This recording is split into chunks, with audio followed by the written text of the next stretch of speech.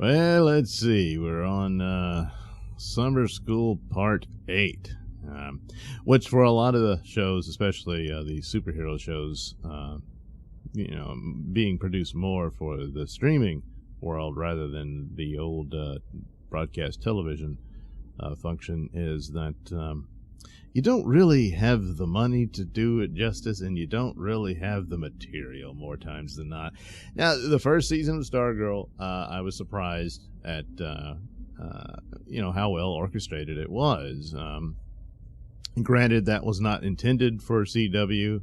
That was for the failed DC Universe streaming service, and then of course they kept it going for HBO Max, which is where more or less where all these shows end up being archived again.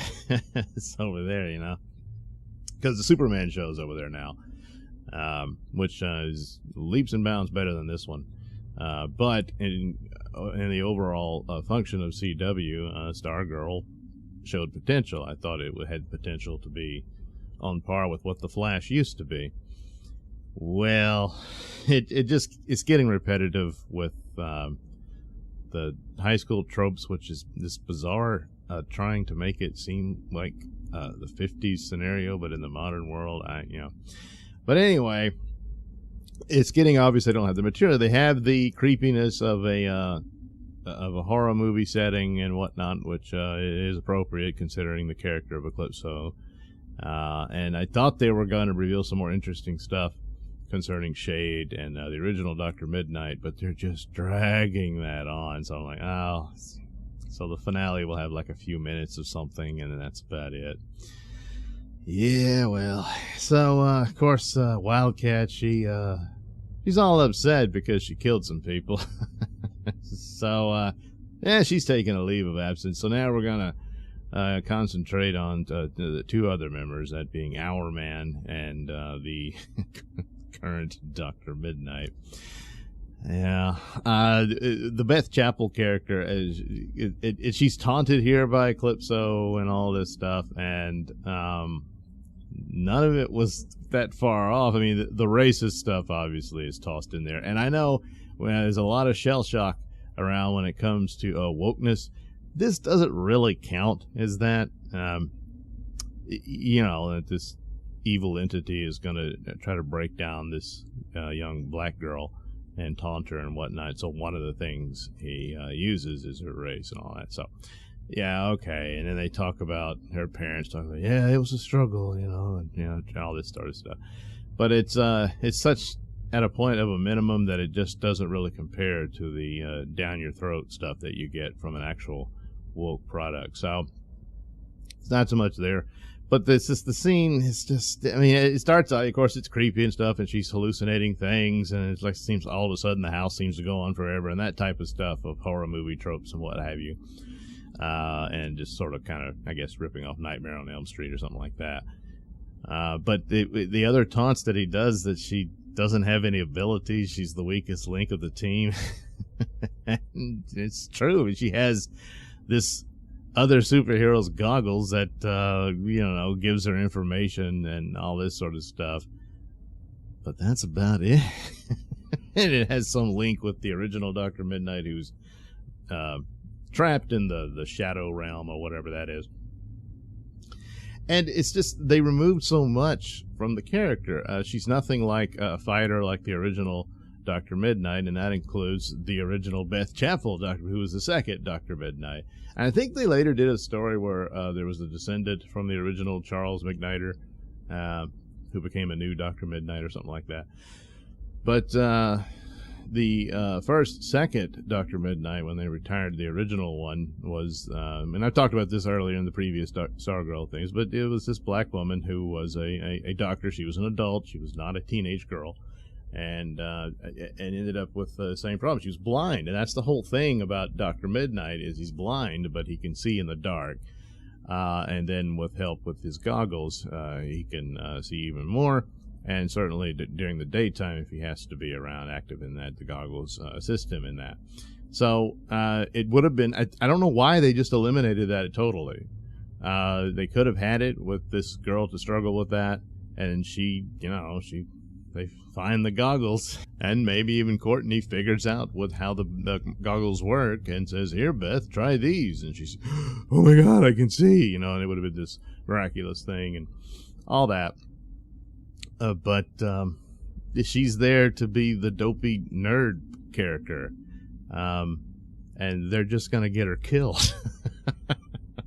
I mean, it's the Dr. Midnight goggles doing things like it's basically like Kit from Knight Rider and doing, it just doesn't work. And I wish, I don't know why they abandoned so much of the Dr. Midnight character that they could have utilized with this kid. If they wanted her, she has to be a teenager because they're in school and all that. Okay, they rewrite those elements, but the rest of it, it seems like it would have been better to keep it in place.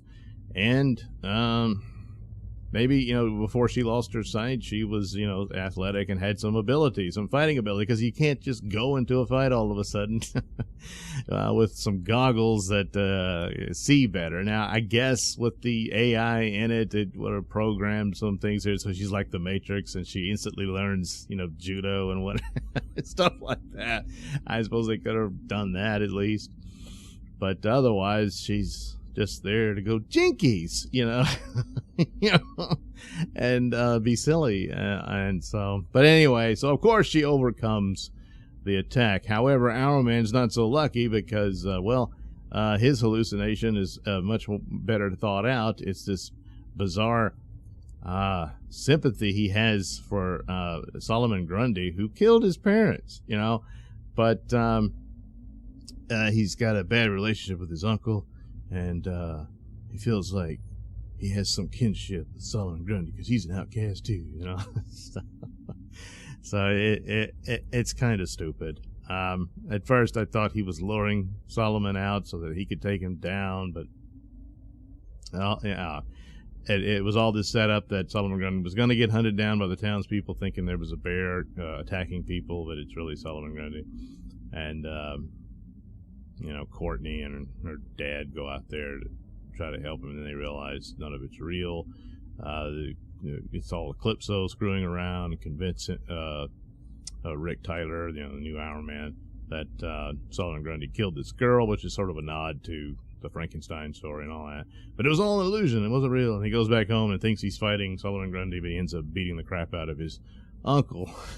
And so now he's going to jail, and he's in frustration, so he destroys the hourglass that contains the drug that makes him super strong for an hour. But then, of course, it breaks it, and it looks like all the stuff's rising out, so maybe he inhaled it, and now he's naturally going to be strong up to an hour, and then, I don't know, 24 hours he has to rest. I don't know what it is. But, it was one of these old superheroes that they had from like the 40s and stuff, and later on you realize, hey, you're teaching kids that you got to take a drug to be strong. Yeah, oh well. Anyway, it drags a bit, and it's not that good. And like I've said many a time before, repetition is death for a show. You can't just do the same episode over again, but you just switched out the characters, but they're doing the same thing. So ultimately, that's the bad part about it. So yeah, I mean, the last episode was a little better the way it was performed and what have you, but yeah, gonna have to up the ante on that one. It's not, this season's already, this is the 8th episode, so obviously it's not gonna compete with its first one. So, and maybe that'll be the case with Superman. I hope not. But if all it is that the amazing thing about Superman was, of course, it wasn't woke as I expected it to be, and then it was pretty good. So I don't know. This one, I don't think it can turn it around. It might have some good episodes to end on, but what's done is done, and kind of wasted time on episodes, probably, no doubt, for the lack of material. Thanks for watching and listening. Say, while you're still here, why not like and subscribe and share with your many friends? Yes. Also, check out my mini stores in the link description below. Yes, where you can get t-shirts, hats, mugs, all those goodies with my artwork on them. Oh, yeah. And head over to indieplanet.com and pick up a copy of my comic book, Night Night. Oh, yeah. You can also catch me at my podcast, Mr Nailsin Show, on RadioMisfits.com. And you can also watch my videos on BitChute.com and now on Rumble.com. Oh, my goodness, so many places to watch me and my stuff. Oh, yeah. And if that's not enough for you, well, you can follow me on many social media platforms and say hi to your old pal, Mr. Nailsin.